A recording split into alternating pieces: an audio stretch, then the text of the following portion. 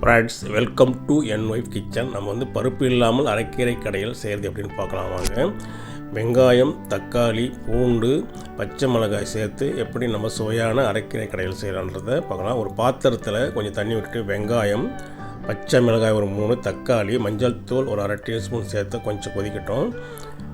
இதில் வந்து நம்ம ஏற்கனவே சிறுவை கட் பண்ணி வச்சுக்கிறேன் அரைக்கீரையை சேர்த்துட்டு மூடி போட்டு கொஞ்ச நேரம் வேக விடுங்க.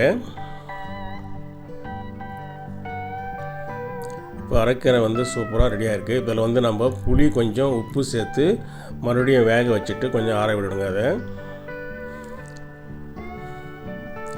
ஒரு வானலியில் 2 டீஸ்பூன் எண்ணெய், கடுகு, ஜீரகம், பூண்டு வந்து ஒரு 4 திரி, வரமிளகாய் 1, பெருங்காயத்தூள் சேர்த்துட்டு அதை வறுத்து தனியாக எடுத்து வச்சுக்கலாம். இப்போ ஒரு மிக்ஸி ஜாரில் வந்து நம்ம ஏற்கனவே வேக வச்ச அரைக்கீரை அந்த பூண்டை சேர்த்து நல்லா நைஸாக அரைச்சி எடுத்துட்டோம்னா சூப்பரான அரைக்கீரை கடையல் ரெடி.